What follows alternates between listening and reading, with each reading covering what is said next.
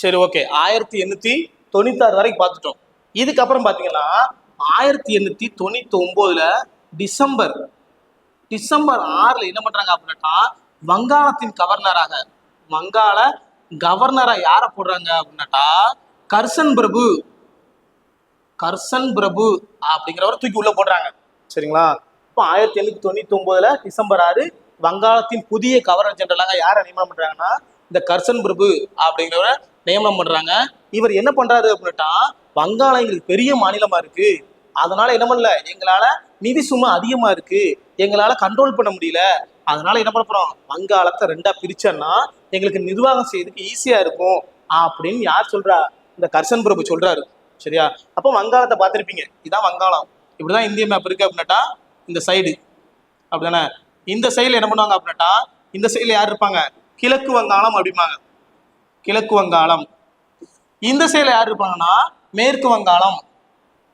சரியா? மேற்கு வங்காளம் இவங்கதான் இருப்பாங்க. சரி, ஓகே.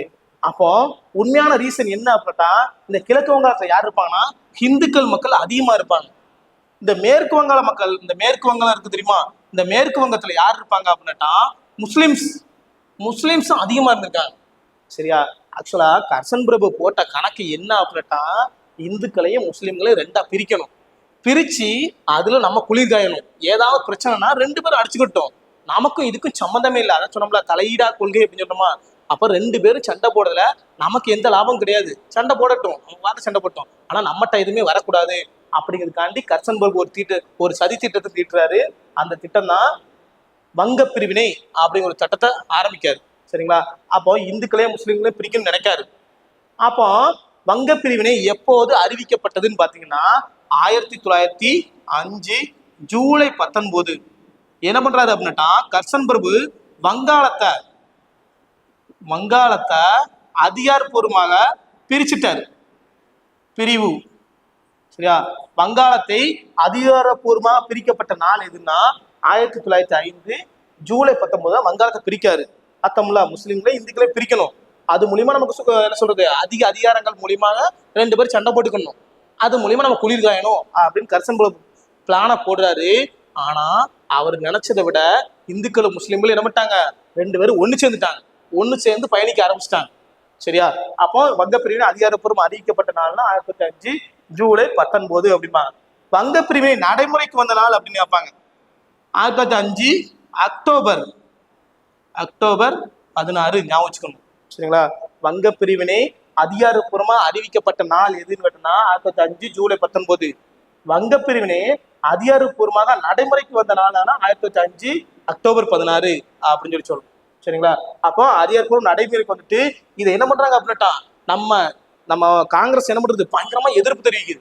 எங்க மக்கள் என்ன பண்றீங்க, நீங்க பிரிவினைவாத செய்தீங்க அப்படின்னு சொல்லி பயங்கர எதிர்ப்பு தெரிவிச்சு என்ன பண்றாங்க, பயங்கர போராட்டம் நடத்துறாங்க. சரியா?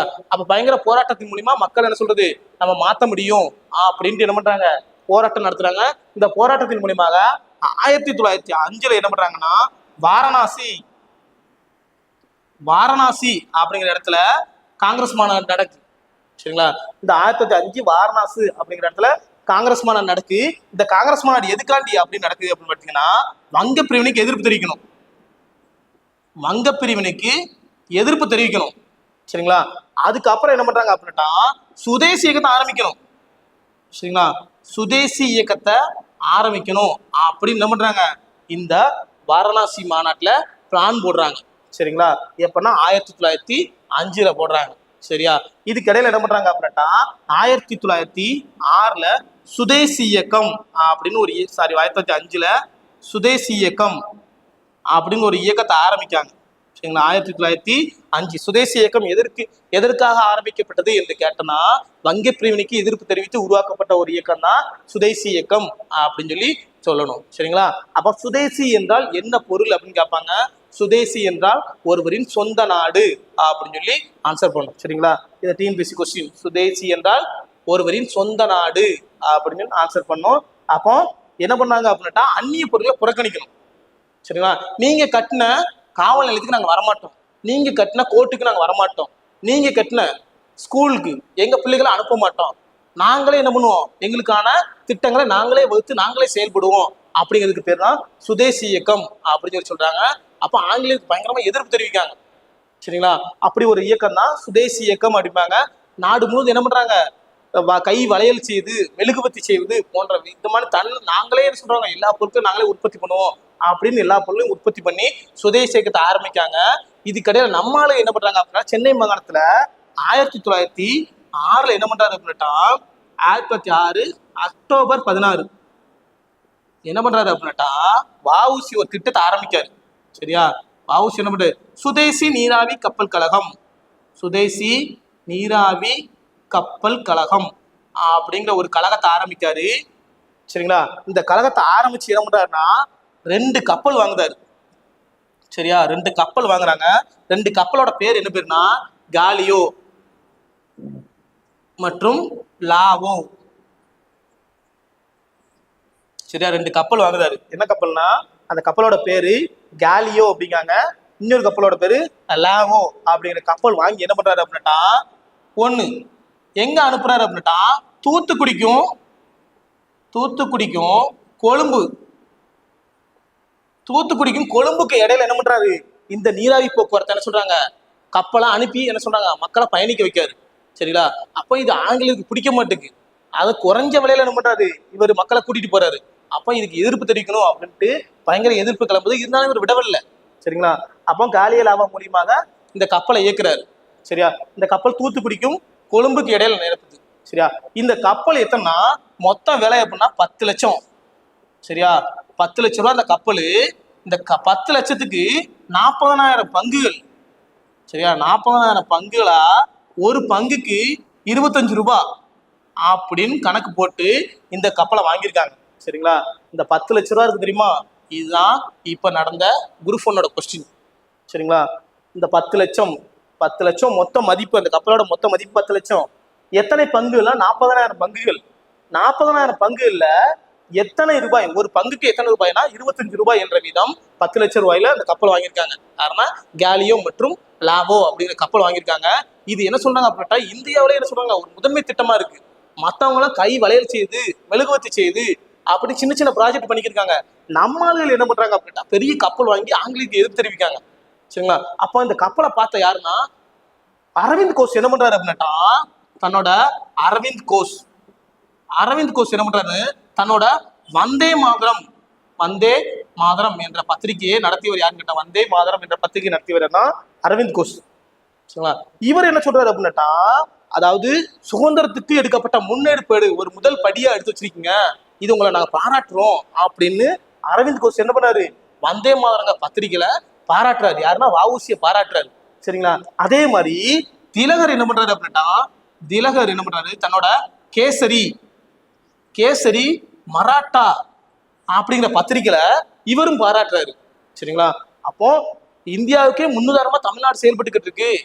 அதுல ஒரு நேவிகேஷன் சுதேசி நீராவி கப்பல் கழகம் சிறப்பாக செயல்பட்டு இருக்கு அப்படின்னு சொல்லி இந்தியா ஃபுல்லா பிரபலமடைய ஆரம்பிக்கு.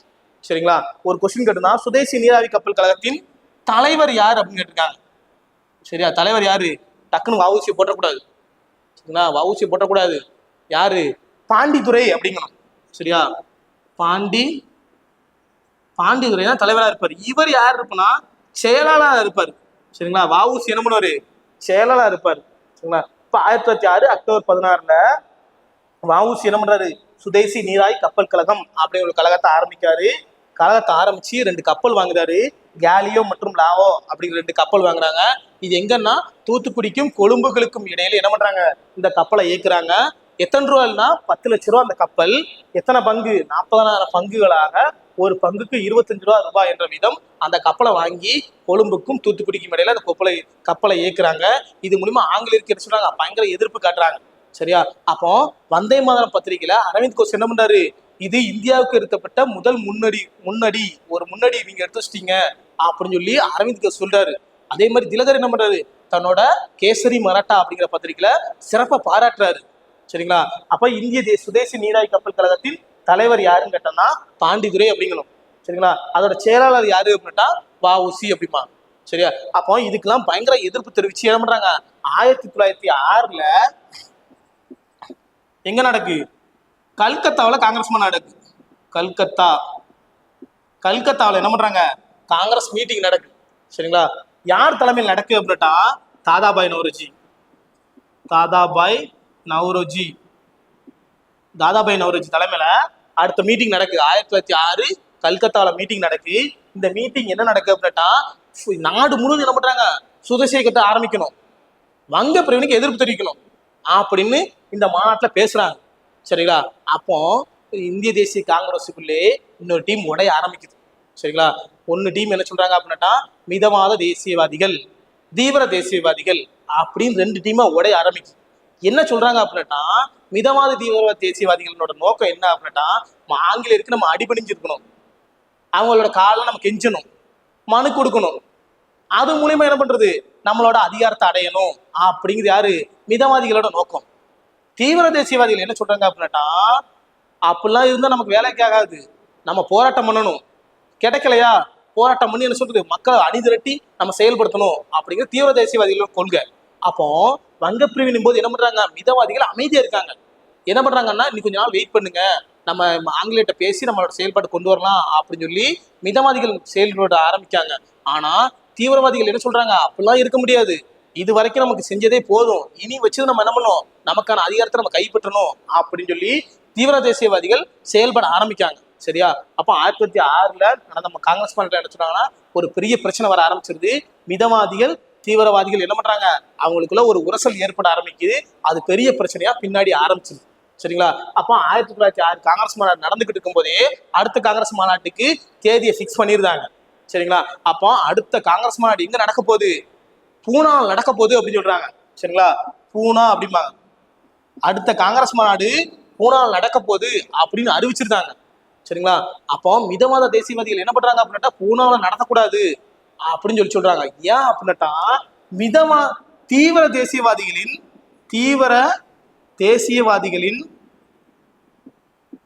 புகலிடம், தீவிரவாதிகளின் புகலிடமா எது விளங்குது அப்படின்னு பாத்தீங்கன்னா இந்த பூனா செயல்பட்டுக்கிட்டு இருக்கு. சரிங்களா? அப்ப தீவிரவாதிகள் எல்லாமே மீட்டிங் எங்க இருக்கு, அவங்களோட கோட்டை அப்படிம்பாங்க. தீவிரவாதிகளின் கோட்டை என்று அழைக்கப்படும் நகரம் எது அப்படின்னா இந்த பூனா தான். அப்ப இந்த பூனாவில் வச்சுதான் அந்த மீட்டிங் நடக்க போகுது. அப்போ என்ன சொல்றாங்க, மிதவாதி தேசியவாதிகள் சொல்றாங்க அடுத்த மீட்டிங் பூனாவில் நடக்கக்கூடாது, சப்போஸ் நடந்தது அப்படின்னா மிதவாதிகளுக்கும் தீவிரவாதிகளுக்கும் பெரிய பிரச்சனை வந்துடும் அப்படின்னு என்ன பண்றாங்க, அதை மிதவாதிகள் சொல்றாங்க. அந்த கருத்தை ஏத்துக்கிட்டு பூனாவில் நடைபெற வேண்டிய மாநாடை அப்படியே என்ன பண்றாங்க வேற ஒரு நகரத்துக்கு மாத்துறாங்க. அதுதான் 1907 நடந்த சூரத் மாநாடு அப்படிம்பாங்க. சரி, 1907 சூரத்ல வச்சு மாநாடு நடக்கு. இந்த மாநாட்டுக்கு தலைவர் யாரு அப்படின்னா ராஸ் பிகாரி போஸ் அப்படிங்கிறதா என்ன பண்றாரு இந்த மாநாட்டுக்கு தலைவரா இருக்காரு. சரியா? சூரத் மாநாட்டுல தலைவரா இருக்காரு. இந்த மாநாட்டுல என்ன பண்றாங்க அப்படின்னா மிதவாதிகள் மற்றும் தீவிரவாதிகள் இப்ப 1907 சூரத்ல என்ன பண்றாங்க மாநாட்டுக்கு. இந்த மாநாட்ட தலைவர் யாருன்னா ராஸ் பிகாரி போஸ் தலைவரா இருக்காரு. மிதவாதிகளும் தீவிரவாதிகளும் பிரிந்த மாநாடு எதுன்னு கேட்டோம்னா இந்த சூரத் மாநாடுன்னு சொல்லுவாங்க. சரிங்களா? பயங்கர எதிர்ப்பு இருந்துச்சு, இருந்தாலும் என்ன பண்றாங்க வேற வழியே இல்லாம மிதவாதிகளும் தீவிரவாதிகளும் தனித்து செயல்பட ஆரம்பிச்சிட்டாங்க. சரிங்களா? எதுக்காண்டின்னு பாத்தீங்கன்னா இப்ப சொன்னோம்ல இவங்களோட செயல்பாடு அவங்களுக்கு பிடிக்கவே இல்லை, வெறும் அடிமைத்தனமாவே இருந்துகிட்டு இருக்கோம், அப்ப எதிர்ப்பு தெரிவிக்கணும் அப்படிங்கிறதுக்காண்டி தீவிரவாதிகள் என்ன பண்றாங்க தனித்து செயல்பட ஆரம்பிக்க போறோம் நாங்க அப்படின்னு என்ன பண்றாங்க தனித்து செயல்பட ஆரம்பிச்சாங்க. அதுதான் எது சூரத் மாநாடு, 1907 சூரத் மாநாடு அப்படிம்பாங்க. சரியா? அதுக்கப்புறம் இந்த காங்கிரஸ் மாநாட்டோட பேர் என்ன பண்றாங்கன்னா மாத்திருந்தாங்க. என்ன பேரு அப்படின்னா மேத்தா காங்கிரஸ் அப்படிங்காங்க. தீவிர தேசியவாதிகள் இல்லாத காங்கிரஸ் மேத்தா காங்கிரஸ் அப்படின்னு பேரை மாத்துறாங்க.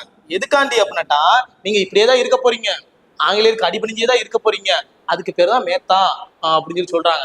அப்போ தீவிர தேசியவாதிகள் இல்லாத காங்கிரஸ் மாநாடு மேத்தா காங்கிரஸ் மாநாடு என்று எந்த ஆண்டு அழைக்கப்பட்டதுன்னா 1908 அழைக்கப்பட்டது அப்படின்னு சொல்லணும். சரிங்களா? அதுக்கப்புறம் பின்னாடி என்ன பண்றாங்க 1909 மிண்டோ மார்லி சீர்திருத்த சட்டம் அப்படின்னு ஒரு சட்டத்தை கொண்டு வராங்க.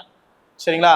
அப்ப என்ன சட்டம் அப்படின்னாட்டா ஆக்சுவலா பிளான் என்ன, இந்துக்களையும் இங்க என்ன சொல்றது முஸ்லீம்களை பிரிக்கணும். அதுக்கு அவங்க போட்ட ஸ்கெட்சி நிறைவேறாம போயிட்டு வங்க பிரிவினை. 2வது ஒரு ஸ்கெட்ச் போடுறாங்க.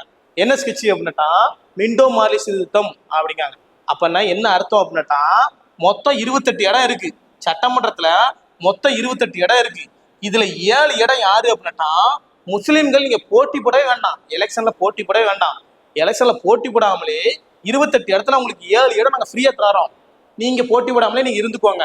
மீதி யாருனாலும் போட்டி போட்டு வரணும் அப்படின்னு என்ன பண்றாங்க, முஸ்லிம்களுக்கு சாதகமான ஒரு விஷயத்தை யார் சொல்றா அப்படின்னா இந்த மிண்டோ மார்லி சீர்திருத்தம் என்ன சொல்றாங்க, அந்த சட்டத்தை சொல்றாங்க. அப்ப 1909 மிண்டோ மார்லி சீர்திருத்தம் பண்ணாங்க. 28 இடத்துல 7 இடங்கள் யாரு கொடுக்காங்கன்னா முஸ்லிம்களுக்கு கொடுக்காங்க. இது மூலியமா என்ன சொன்னா இந்துக்களையும் முஸ்லீம்களும் தனித்தனியா பிரிச்சு ஆளணும் அப்படின்னு பிளான் போடுறாங்க. இது முஸ்லிம்களுக்கு சாதகமா மாறிடுது. சரிங்களா? அப்பதான் என்ன பண்றாங்கன்னா இந்துக்களுக்கும் முஸ்லிம்களுக்கு இடையே என்ன சொன்னாங்க ஒரு பிரச்சனை ஆரம்பிக்குது. சரியா? உரசல் ஆரம்பிக்குது. போக போக அந்த பிரச்சனை பெரிய அளவுல மாற ஆரம்பிச்சது. சரிங்களா? அப்ப 1907 சூரத் மாநாடுன்னு பார்த்துட்டோம். மறுபடியும் 1908 என்ன மாநாடு அப்படின்னா சென்னையில் நடந்த மாநாடு. சரியா? 1908 சென்னை மாநாடு. பின்னாடி நம்ம பார்ப்போம் சென்னையில எத்தனை மாநாடு நடந்துச்சு, சென்னையில மொத்தம் எத்தனை மாநாடுகள் எண்ணிக்கை எத்தனை அப்படின்னு பார்த்தீங்கன்னா 7 மாநாடு நடந்துச்சு. சரிங்களா? நெக்ஸ்ட் என்னன்னா சாரி கல்கத்தாவில் எத்தனை மாநாடு நடந்துச்சு அப்படின்னு பார்த்தீங்கன்னா 7. சாரி கல்கத்தாவில் சரி அப்போ 1908 மேத்தா காங்கிரஸ் சொல்றாங்க. 1908 எங்க காங்கிரஸ் மாநாடு நடந்துச்சுன்னா சென்னையில வச்சு மாநாடு நடக்குது. சரிங்களா? சென்னையில மொத்த காங்கிரஸ் மாநாடுகள் எண்ணிக்கை எத்தனை கேட்டாங்கன்னா 7 அப்படின்னு சொல்லி சொல்லணும். சரிங்களா? அப்ப 1908 நடக்கு. 1909 மிண்டோ மார்லி சீர்திருத்தம் கொண்டு வராங்க. 28 7 7 8 மறுபடியும் என்ன பண்றாங்க அப்படின்னா 1911. சரிங்களா? 1911 என்ன பண்றாங்க அப்படின்னா வங்காள இணைவு அப்படிம்பாங்க. வங்க இணைவு அப்படிம்பாங்க. சரியா? அப்போ வங்காளத்தை பிரிச்ச வங்காளத்தை 2 சேர்க்கணும், 1 சேர்க்கணும் அப்படிங்கிறதுக்காண்டி நடந்த காங்கிரஸ் மாநாடு தான் 1911 வங்க இணைவு அப்படிம்பாங்க. இந்த காங்கிரஸ் மாநாடு ரொம்ப முக்கியமான காங்கிரஸ் மாநாடு. ஏன் இந்த காங்கிரஸ் மாநாடு ரொம்ப முக்கியமான காங்கிரஸ் மாநாடு அப்படின்னு கேட்டீங்கன்னா இந்த 1911 காங்கிரஸ் மாநாடு 1 வங்காளத்தை இணைச்சது. சரிங்களா? இன்னொன்னு என்ன அப்படின்னா இந்தியாவின் தேசிய தலைநகராக கல்கத்தாவில் இருந்து இனிமேல் டெல்லிக்கு மாற்றப்படும் என்று அறிவித்த காங்கிரஸ் மாநாடு எது அப்படின்னா இந்த 1911 அப்படிம்பாங்க. இது ஆங்கிலேயர் ஆட்சி காலத்துல மாத்தினது. சரிங்களா?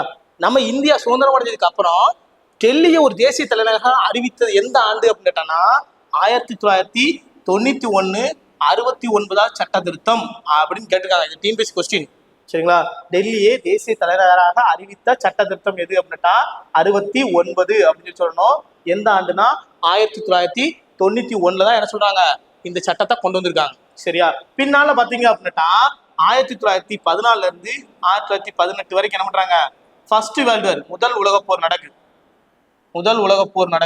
இந்த உலகப் போர்ல என்ன சொல்றாங்க அப்படின்னா இந்தியாவும் கலந்துக்கிடுது. ஏன்னா நம்ம யாரோட அடிமைகளா இருக்கோம், ஆங்கிலேயர்களோட அடிமையா இருக்கும். அதனால என்ன பண்றாங்க நம்மளை பயன்படுத்தி முதல் உலகப் போர்ல கலந்துக்கிட வச்சிருந்தாங்க. சரிங்களா? இதுக்கு அப்புறம் பின்னால என்ன பண்றாங்க 1915 ஜனவரி என்ன பண்றாங்க 9 காந்தி என்ன பண்றாரு இந்தியாவுக்குள்ள வாராரு. ஃபர்ஸ்ட் என்ன பண்றாரு, சாரி ஃபர்ஸ்ட் கிடையாது, இந்தியாவுக்குள்ள வாராரு. சரிங்களா? 1800 சம்திங்ல பிறந்த காந்தி நிறைய வருஷங்கள் இருப்பாங்க. சவுத் ஆப்பிரிக்கா தென்னாப்பிரிக்காவில தான் இருப்பாரு. சட்டக்கல்லூரி அங்கெல்லாம் படிப்பாரு. அங்க படிச்சுட்டு இந்தியாவுக்குள்ள என்ட்ராகுதாரு. எப்ப என்ட்ராகுதுன்னா 1915 ஜனவரி 9 இந்தியாவுக்குள்ள வாராரு. சரியா? அந்த டேவை தான் ஜனவரி 9 தான் என்ன பண்றாங்க என்ஆர்ஐ டே அப்படிம்பாங்க. என்ஆர்ஐ நான் ரெசிடியல்ஸ் இந்தியா அப்படிம்பாங்க. சரிங்களா? அப்ப என்ஆர்ஐ டே என்ன அப்படின்னா ஜனவரி 9 அப்படின்னு சொல்லணும். என்ஆர்ஐ டே எத்தனை வருடங்களுக்கு ஒரு முறை கொண்டாடப்படுகிறது அப்படின்னா 2 வருடங்களுக்கு ஒரு முறை அப்படின்னா வெளிநாடு வாழ் தினம் அப்படின்னு சொல்லி சொன்னோமா அதுதான் ஜனவரி 9. 2 ஆண்டுகளுக்கு ஒரு முறை இதை கொண்டாடுவாங்க. சரிங்களா? அப்ப 1915 உள்ள வாராரு. அதுக்கப்புறம் என்ன சொன்னாங்க இந்திய தேசிய காங்கிரஸ்க்கு ஒரு புத்துயிர் அளிக்க ஆரம்பிச்சிருக்காங்க. ஏன்னா காந்தி என்ன சொல்றாங்க இங்கிலாந்துல இருக்கும்போதே சவுத் ஆப்பிரிக்கால இருக்கும்போதே பல திட்டங்கள் என்ன சொன்னாங்க மக்கள்கிட்ட நல்லா வெளிப்படையா வச்சாரு. அப்போ அது பிறகு மாற்றமடைய ஆரம்பிச்சு இதை பின்பற்றி 1916 என்ன பண்றாங்க அப்படின்னா தன்னாட்சி இயக்கம் அப்படின்னு ஒரு இயக்கத்தை ஆரம்பிக்காரு. யார் ஆரம்பிக்காரு அப்படின்னு கேட்டீங்கன்னா அன்னி பெசன்ட் அம்மையார் தான் இந்த இதை ஆரம்பிக்காங்க தன்னாட்சி இயக்கம் அப்படிங்காங்க. இந்த தன்னாட்சி இயக்கத்தோட நோக்கம் என்ன அப்படின்னா அதிகாரத்தை ஃபுல்லா எங்கிட்ட கொடுக்கணும். சரிங்களா? அயர்லாந்தில் வழங்கப்படுற தன்னாட்சி இயக்கத்தை போன்று இந்தியாவுக்கும் என்ன பண்றாங்க தன்னாட்சி இயக்கத்தை வழங்கணும் அப்படின்னு கூறியவர் யாருன்னா அன்னி பெசன்ட் அம்மையார் தான் கூறுறாங்க. சரியா? அப்போ அன்னி பெசன்ட் அம்மையார் சொந்த ஊர் என்ன அயர்லாந்து தான். சரிங்களா? அவங்க என்ன சொல்றாங்க அப்படின்னா அயர்லாந்துல தன்னாட்சி கொடுத்துருக்கீங்க, அதே மாதிரி இந்தியாவுக்கும் தன்னாட்சி கொடுங்க அப்படின்னு என்ன பண்றாங்க தன்னாட்சி இயக்கத்தை ஆரம்பிக்காங்க. யாருன்னு பாத்தீங்கன்னா அன்னிபெசன்ட் அம்மையார் தான். இந்த அன்னிபெசன்ட் அம்மையாரை பத்தி பார்க்கணும் அப்படின்னா இவங்களை பத்தி நியூ இந்தியா மற்றும் காமன்வீல் 2 பத்திரிகை நடத்தியவர் யாரு அப்படின்னா அன்னிபெசன்ட் அம்மையார் தான். சரிங்களா? வேற இவங்களை பத்தி என்ன கொஸ்டின்ஸ் கேட்பாங்க அப்படின்னு பாத்தீங்கன்னா அதிவேக ரயில் வண்டி பயணத்தை விட மாட்டு வண்டி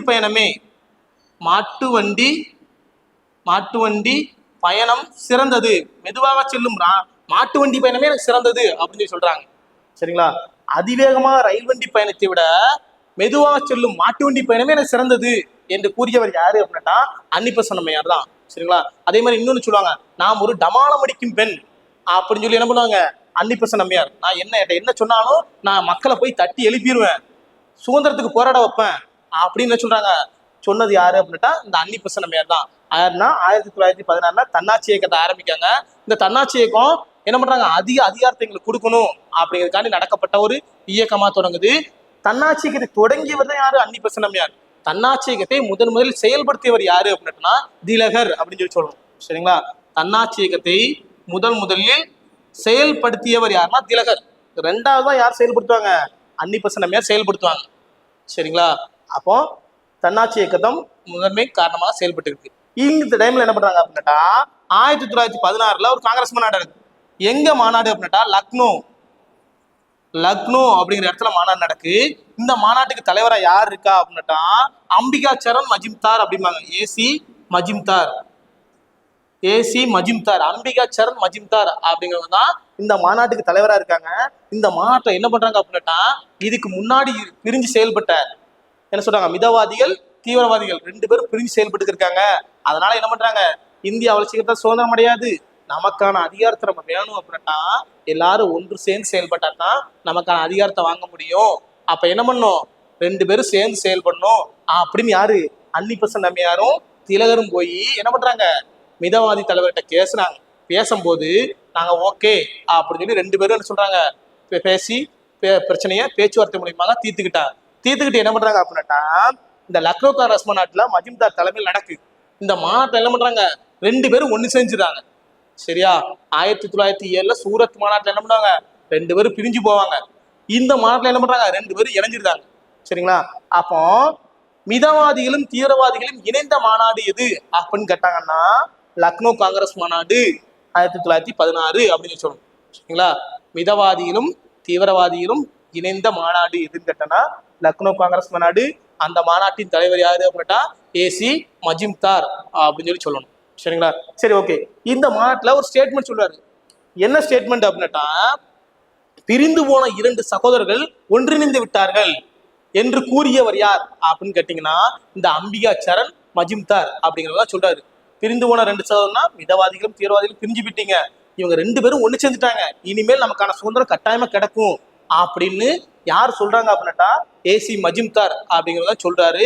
பின்னால நம்ம சென்னை மாகாணத்துல என்ன இயக்கம் ஆரம்பிச்சாங்கன்னா பார்த்திருப்போம். 1916 என்னது தென்னிந்திய நல உரிமை சங்கம் அப்படிங்கிற ஒரு சங்கத்தை ஆரம்பிச்சிருப்பாங்க. பார்த்துப்போம்ல 1916 நவம்பர் 20 அப்படித்தானே. இவங்க எதுக்காண்டி ஆரம்பிச்சிருப்பாங்க, பிராமணர்ஸ்க்கு ஆப்போசிட்டா ஆரம்பிக்கப்பட்டது. சரியா? பிராமணர்ஸ் டாமினேட்ஸ் குறைச்சி நமக்கான டாமினேஷன் அதிகரிக்கணும் அப்படின்னு நோக்கத்துக்காண்டி தென்னிந்திய நல உரிமை சங்கம் அப்படின்னு உரிமையை ஆரம்பிக்காங்க. பிராமணர்ஸை டாமினேட் பண்ண விடக்கூடாது அப்படின்னு நோக்கத்துக்காண்டி ஆரம்பிக்கப்பட்ட ஒரு இயக்கம். பின்னால 1917 என்ன பண்றாங்க நீதி கட்சி அப்படின்னு பேரை மாத்திடுறாங்க. சரியா? அப்போ கொஸ்டின்ஸ் கேட்பாங்க, நீதி கட்சி தன்னாட்சி இயக்கத்தை ஆதரிச்சதா எதிர்த்ததா அப்படின்னு கேட்டாங்கன்னா என்ன சொல்லணும் அப்படின்னா என்ன சொல்லுவீங்க, கட்டாயமா எதிர்த்தது அப்படிங்கணும். சரிங்களா? நீதி கட்சி தன்னாட்சி இயக்கத்தை பயங்கரமா எதிர்த்தாங்க. எதுக்காண்டி எதிர்த்தாங்க அப்படின்னா இவங்களோட நோக்கம் என்ன, பிராமணஸை எதிர்க்கணும், டாமினேஷனை குறைக்கணும், பிராமணஸை முன்னாடி படுத்தக்கூடாது, நம்ம மக்களும் இருக்கோம், நமக்கான உரிமையை நம்ம கொடுக்கணும் அப்படிங்கிறது இவங்களோட நோக்கம். இந்த தன்னாட்சி இயக்கத்தை பத்தி என்ன சொல்றாங்க அப்படின்னா என்னது தன்னாட்சி இயக்கமே ஒரு பிராமண இயக்கம் தான். அப்போ அவங்களுக்கு நாங்க எப்படி ஆதரவு தருவோம் அப்படின்னு என்ன பண்றாங்க, தன்னாட்சி இயக்கத்துக்கு பயங்கர எதிர்ப்பு தெரிவிக்காங்க. காங்கிரஸ் இயக்கத்துக்கும் யார் எதிர்ப்பு தெரிவிப்பாங்க, நீதி கட்சி எதிர்ப்பு தான் தெரிவிக்கும். சரிங்களா. அப்ப பின்னால என்ன பண்றாங்க, நீதி கட்சி தன்னாட்சி இயக்கத்தை பயங்கரமா எதிர்த்துட்டாங்க. சரியா. இதை பின்பற்றி என்ன பண்றாங்க, தன்னாட்சி இயக்கம் சிறப்பா செயல்பட ஆரம்பிச்சிருச்சு. அதனால அடுத்த காங்கிரஸ் மாநாட்டுக்கு யாரை போடுறாங்க அப்படின்னா அன்னி பெசன்ட் அம்மையார் தலைவரை தெரிச்சுதாங்க. சரிங்களா. அப்ப 1917 கல்கத்தாவில் நடைபெற்ற கல்கத்தா மாநாட்டுக்கு யார் இருக்கா அப்படின்னா அன்னி பெசன்ட் அம்மையார். அன்னி பெசன்ட் அம்மையார் என்ன பண்றாரு, தலைவரா தேர்வு செய்யப்படுறாங்க. அப்போ இந்தியா ஐஎன்சியினோட முதல் தலைவர், ஐஎன்சியினோட முதல் பெண் தலைவர், முதல் பெண் தலைவர்னா யார சொல்லணும்னா அன்னி பெசன்ட் அம்மையார் அப்படிங்கணும். இந்தியாவின் முதல் ஐஎன்சி பெண் தலைவர் யாரு அப்படின்னா அன்னி பெசன்ட் அம்மையார் அப்படிங்கணும். சரிங்களா. இதே கொஸ்டின் வேற மாதிரி கேட்பான், இந்தியா ஐஎன்சி முதல் இந்திய பெண் தலைவர் யாரு அப்படின்னு கேட்பாங்க. சரியா. அவங்க யாருன்னா சரோஜினி நாயுடு. சரோஜினி நாயுடு அப்படிங்கிறவங்க தான் என்ன பண்றாங்க 1924 கான்பூர் காங்கிரஸ் மாநாட்டில் இருப்பாங்க. டிஃபரெண்ட் தெரிஞ்சுக்கிறதுக்காக சொல்றேன். 1917 கல்கத்தாவில் நடைபெற்ற காங்கிரஸ் மாநாட்டுக்கு தலைவராக இருந்தது யாருன்னா அன்னி பெசன்ட் அம்மையார். அன்னி பெசன்ட் அம்மையார் என்ன சொன்னாங்கன்னா ஐஎன்சியோட முதல் பெண் தலைவர், இந்தியாவின் முதல் ஐஎன்சியோட முதல் பெண் தலைவர் அப்படின்னு அன்னி பெசன்ட் அம்மையாரை போடணும். அதே கொஸ்டின் மாத்தி கேட்பான், இந்திய தேசிய காங்கிரசின் முதல் இந்திய பெண் தலைவர் அப்படின்னு கேட்டீங்கன்னா சரோஜினி நாயுடு 1924 நடைபெற்ற கான்பூர் காங்கிரஸ் மாநாட்டில் தலைவராக இருப்பாங்க. சரிங்களா. இன்னொரு கொஸ்டின் கேட்பாங்க, என்ன கொஸ்டின் அப்படின்னாட்டா இந்திய தேசிய காங்கிரசின் முதல் பெண் நிதியமைச்சர் அப்படின்னு கேட்டாங்கன்னா டக்குன்னு தூக்கி நிர்மலா சீதாராமனை போட்டக்கூடாது. சரிங்களா. நிர்மலா சீதாராமன் என்பவர் இப்ப நிதியமைச்சரா இருக்காங்க. இந்தியாவின் முதல் நிதியமைச்சர் அப்படின்னு கேட்டீங்கன்னா இந்திரா காந்தியை மட்டும்தான் சொல்லணும். இந்தியாவின் முதல் நிதியமைச்சர் அப்படின்னாட்டா இந்திரா காந்தி. இந்தியாவின் முழு நேர முதல் நிதியமைச்சர் அப்படின்னு கேட்டா தான் யாரு, இந்தியாவின் முழு நேர பெண் நிதியமைச்சர் அப்படின்னு கேட்டா தான் யாரு, நிர்மலா சீதாராமனை போடணும். சரிங்களா. சரி, ஓகே, அந்த அம்மாவை போடணும். நெக்ஸ்ட் 1917 காங்கிரஸ் மாநாடு நடக்கு, வெற்றி பெற்றுதாங்க. சரியா. ஐஎன்சில காங்கிரஸ் நடந்துச்சு. அடுத்து என்ன பண்றாங்க அப்படின்னா 1919 மாண்டோ சமஸ்த சீர்திருத்த போடு, மாண்டோ சமஸ்போர்டு அப்படின்னு ஒரு சட்டம் கொண்டு வராங்க. இந்த சட்டத்தோட பேர் என்ன, இரட்டை ஆட்சி முறை. அப்போ தன்னாட்சிக்கு என்ன சொல்றது, ஆங்கிலேயருக்கு ஒரு பெரிய அடியா மாறுது. சரிங்களா. அப்போ இவங்க சுதந்திரத்தை நோக்கி செயல்பட ஆரம்பிச்சிட்டாங்க. அப்படின்ட்டு என்ன பண்றாங்க, நீங்க கேட்ட தன்னாட்சி இயக்கத்தை எங்களால கொடுக்க முடியாது, நாங்க இரட்டை ஆட்சி முறை தாரோம். மத்திய அரசு மாகாண அரசு என்ன சொல்றது, மாகாணத்தில் நீங்க இருந்துக்கோங்க, ஆனா மத்தியில் நாங்க தான் இருப்போம், நாங்க சொல்றதை நீங்க கேட்கணும் அப்படிங்கிறதுக்காண்டி கொண்டு வரப்பட்ட இயக்கம் தான் இரட்டை ஆட்சி முறை அப்படிம்பாங்க. 1919 மாண்டோ சமஸ்வ சீர்திருத்த போடு அப்படின்னு ஒரு சட்டத்தை கொண்டு வராங்க. இந்த சட்டத்தை காங்கிரஸும் தன்னாட்சி இயக்கமும் ஆதரிச்சுதா எதிர்த்தான்னு கேட்டோம்னா கட்டாயமா எதிர்த்துது அப்படிங்கணும். சரிங்களா. ஏன் அப்படின்னுட்டா காங்கிரஸோட முதன்மை நோக்கமே என்ன சொல்றது, எங்களுக்கு முழு அதிகாரமும் வேணும் அப்படின்னு சொல்றாங்க. ஆனா இவங்க கொடுத்து என்னது இரட்டை ஆட்சி முறை அப்படிங்காங்க. சரிங்களா. அப்போ பயங்கரமா எதிர்ப்பு தெரிவிக்காங்க. எதிர்ப்பு தெரிவிச்சு என்ன பண்றாங்க, இந்த மாண்டோ சமஸ்த சீர்திருத்த போட எதிர்ப்பு தெரிவிக்காங்க. அதே இது நீதி கட்சி மாண்டோ சமஸ்த சீர்திருத்த போடை எதிர்ப்பு தெரிவிச்சுதா ஆதரிச்சதான்னு கேட்டானா ஆதரவு தெரிவிச்சது அப்படின்னு சொல்லணும். சரிங்களா. ஏன் இவங்க கேட்டது பிரதிநிதித்துவம் கொடுக்கணும், எங்களுக்கு பிரதிநிதித்துவம் வேணும் அப்படின்னு இவங்களோட நோக்கம். அப்ப இவங்க பிரதிநிதித்துவம் தாராங்க அப்படின்னு சொல்லதுக்காண்டி இந்த திட்டத்தை ஏத்துக்கிடுறாங்க. 1919 என்ன பண்றாங்க அப்படின்னா ஜாலியன் வாலாபாக் படுகொலை நடக்கு. ஜாலியன் வாலாபாக் படுகொலை அப்படின்னு ஒரு படுகொலை நடக்கு. அதே 1919 என்ன பண்றாங்க, கிளாபாத் இயக்கம் அப்படின்னு ஒரு இயக்கத்தை ஆரம்பிக்காங்க. சரிங்களா. எங்க துருக்கியில என்ன பண்றாங்க அப்படின்னா முஸ்லிம்களோட பிரதிநிதி ஒருத்தர் இருப்பாரு. சரியா, கலிஃபா அப்படிம்பாங்க. அவரோட பதவி முதல் உலக போர்ல தோத்ததுனால என்ன பண்ணாங்க, அவரோட பதவி இழந்துருவாங்க. அதனால என்ன சொல்றாங்கன்னா கிளாபாத் எங்களுக்கு அடுத்த என்ன சொல்றது திரும்ப வேணும் அப்படிங்கிறதுக்காண்டி நடத்தப்படுற ஒரு சட்டம் தான் இயக்கம் தான் கிளாபாத் இயக்கம் அப்படிம்பாங்க. அது எப்ப நடக்குன்னா 1919 நடக்கு. சரிங்களா. இதை பின்பற்றி என்ன பண்றாங்கன்னா 1920 என்ன பண்றாங்க, முதல் பொது தேர்தல் நடக்கு. இந்த தேர்தலை யாரு கலந்துக்கல, காங்கிரஸ் கலந்துக்கிடல. சென்னை மாகாணத்துல மட்டும் கலந்துக்கிட்டாங்க. மொத்தம் எத்தனை, 98 இடங்கள்ல 63 இடம் நம்ம இருப்பாங்க. 98 இடத்துல 63 இடம் யார் வின் பண்ணா, நீதி கட்சி வின் பண்ணி ஆட்சி அதிகாரத்தை அமல்வாங்க. சரிங்களா. அப்ப 1920 தான் இந்தியாவின் முதல் பொது தேர்தல் நீதி கட்சி ஆட்சியில் அப்படிமா. இதே டைம் சென்ட்ரல்ல என்ன நடக்கும் அப்படின்னு பாத்தீங்கன்னா ஒத்துழைமை இயக்கம் நடக்கும். அப்படித்தானே? நீங்க கொண்டு வர சட்டத்துக்கு எதுக்குமே நாங்க என்ன சொல்லுவோம், ஒத்து போக மாட்டோம். ஏன்னா நாங்க கேட்டது என்னது, இரட்டையாட்சி முறையெல்லாம் கேட்கல. நாங்க கேட்டது தன்னாட்சி கேட்டோம். நீங்க கொடுத்தது என்னது, இரட்டையாட்சி முறை கேட்கீங்க, அது எங்களுக்கு தேவையில்லை அப்படின்னு சொல்லிட்டு ஆங்கிலேயர் கூட நாங்க ஒத்து போக மாட்டோம் அப்படிங்கிறதுக்காண்டி என்ன பண்றாங்க, 1920 ஒத்துழைமை இயக்கம் அப்படிங்கிற ஒரு திட்டத்தை ஆரம்பிக்காங்க.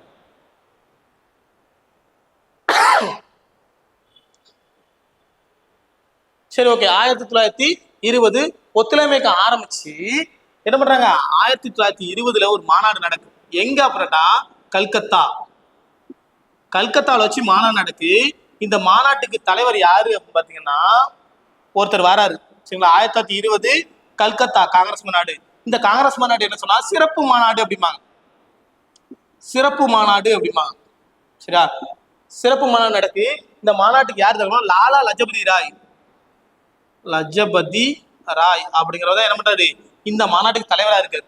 இந்த மாநாடு எதுக்கு உருவாக்கி இருக்காங்க அப்படின்னா, அந்த இரட்டையாட்சி முறை கொண்டாங்க தெரியுமா, அந்த எங்களுக்கு வேண்டாம், எங்களுக்கு வேணும் தன்னாட்சி, அதுக்காண்டி ஒத்துழைமை இயக்கத்தை ஆரம்பிக்க போறோம் அப்படின்னு என்ன பண்றாங்க, ஒத்துழைமை இயக்கம் அப்படிங்கிற ஒரு இயக்கத்தை ஆரம்பிக்காங்க. இந்த ஒத்துழைமை இயக்க போராட்டத்துக்கு அனுமதி வழங்கிய மாநாடு எதுன்னு கேட்டான்னா இந்த கல்கத்தா காங்கிரஸ் மாநாடு அப்படின்னு சொல்லணும். சரிங்களா? இதே இது வருஷம் நடக்கும். அந்த மாநாடு 1920 சாதாரண மாநாடு எங்க நடக்கு அப்படின்னா லாகூர்ல வச்சு நடக்கு. சரியா? லாகூர் மாநாட்டுல தலைவரை யாரு இருக்கா அப்படின்னா சேலம் விஜய ராகவாச்சாரியார் அப்படிங்கிற என்ன பண்றாரு, லாகூர் காங்கிரஸ் மாநாட்டுக்கு நடக்கு. ஆக்சுவலா இது சிறப்பு மாநாடு அப்படின்னா ஏதாவது ஒரு பிரச்சனை வந்துட்டு அந்த மாநாடு மூலியமா கூட்டி அது மூலியமா தீர்மானம் நிறைவேற்றி என்ன சொல்றாங்க, செயல்படுத்துறதுதான் என்ன சொல்றாங்க சிறப்பு மாநாடு அப்படிம்பாங்க. அந்த சட்டம் தான் என்ன பண்றாங்க 1920 கல்கத்தா காங்கிரஸ் மாநாட்டுல ஒரு சிறப்பு சட்டம் கொண்டு வந்திருக்காங்க. என்ன பண்றாங்க அப்படின்னா ஒத்துழைமை இயக்க போராட்டத்தை எதிர்க்கணும், சரி ஆதரிக்கு என்ன நாடு முழு ஒத்துழைமை இயக்க போராட்டத்தை ஆரம்பிக்கணும். சரிங்களா? அப்போ ஒத்துழைமை இயக்க போராட்டத்துக்கு அனுமதி வழங்கிய மாநாடு எதுன்னு கேட்டோம்னா கல்கத்தா காங்கிரஸ் மாநாடு அப்படிங்கணும். இந்த அடுத்து என்ன பண்றாங்கன்னா இது சாதாரண மாநாடு, வருஷம் நடக்கிற மாநாடு. இந்த மாநாடு என்ன பண்ணுறா 1920 லாகூர்ல வச்சு நடக்கு. இந்த மாநாட்டுக்கு தலைவர் யாருன்னா நம்ம தமிழ்நாட்டை சேர்ந்த சேலம் விஜயராகவாச்சாரியார் அப்படிங்கிறத என்ன பண்றாரு, இந்த மாநாட்டுக்கு தலைவரா இருக்காரு. இந்த மாநாடு என்ன பண்றாங்க அப்படின்னா ஒத்துழைமை இயக்க போராட்டத்துக்கு தீர்மானம் நிறைவேற்றப்பட்டது. தீர்மானம் மட்டும்தான் எங்க நடத்திருக்காங்க, சேலம் விஜயராஜ் தலைமையில லாகூர் நடத்திருக்காங்க. அனுமதி வழங்கிய மாநாடு எதுன்னா கல்கத்தா காங்கிரஸ் மாநாடு அப்படின்னு சொல்லி சொல்லணும். சரிங்களா? அப்போ இந்த சேலம் விஜயராச்சாரியாங்க ரொம்ப முக்கியமான ஆளு. சரியா? யாரு அப்படின்னாட்டா தென்னாட்டு தீவிரவாதத்தின் தந்தை என்று அழைக்கப்படுவர் யாருன்னா இந்த சேலம் விஜயராச்சாரியார் அப்படிம்பாங்க. தென்னாட்டு தீவிரவாதத்தின் தலைவர். சரியா? தமிழ்நாட்டு தீவிரவாதத்தின் தலைவர் யாரு அப்படின்னாட்டா வஉசி அப்படின்னு சொல்லி சொல்லணும். சரியா? தமிழ்நாட்டு தீவிரவாதத்தின் தலைவர் வஉசி, தென்னாட்டு தீவிரவாதத்தின் தலைவர் சேலம் விஜயராச்சாரியார் அப்படிம்பாங்க. சரியா? அதே மாதிரி இந்தியாவில பூனா அப்படிம்பாங்க. பூனாங்கிறது என்ன சொல்றது, இந்தியாவினோட தீவிரவாதிகளின் கோட்டை அப்படின்னு சொல்லுவாங்க. அதே மாதிரி தென்னாட்டின் பூனா என்று அழைக்கப்படும் நகரம் எது அப்படின்னா சேலம் அப்படின்னு சொல்லணும். சரிங்களா? அப்ப ரொம்ப ரொம்ப முக்கியமான கொஸ்டின்ஸ் இதெல்லாம் டிஎன்பிஎஸ்சி கொஸ்டின்ல கேட்டிருக்காங்க. சரிங்களா? அப்போ 1920 காங்கிரஸ் மாநாடு சிறப்பா நடந்துச்சு.